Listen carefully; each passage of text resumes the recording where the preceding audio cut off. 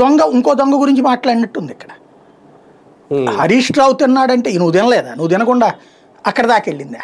ఢిల్లీలో మద్యం వ్యాపారం ఎవరు చేయమన్నారు నేను? సౌత్ ఇండియా సిండికేట్ అంటే ఏంటి?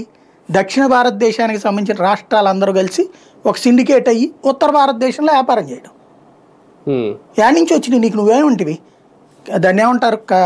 వాచి కూడా లేదన్న మనిషికి, సొంత ఇల్లు కూడా లేదన్న మనిషికి ఇవాళ వేల కోట్ల రూపాయల డబ్బులు నీకేడొచ్చినాయి? ఎస్, హరీష్ రావుకి వచ్చింది, అంతకుముందు లేదు. ఉద్యమం టైంలో అంతంత ఆస్తి, కేసీఆర్కి అంతంత లేదు ఆస్తి, కేటీఆర్కి లేదు అంతంత ఆస్తి. కానీ వాళ్ళందరూ మినిమం వేల కోట్లలోనే ఉన్నారు.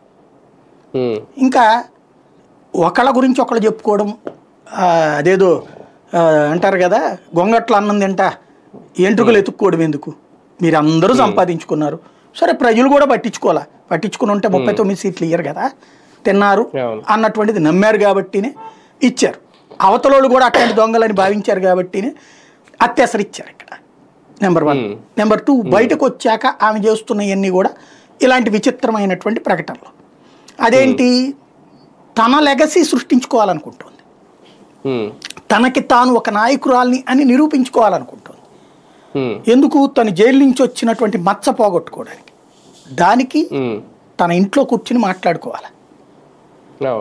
ఆ లీడ్ తీసుకోవాలనుకున్నప్పుడు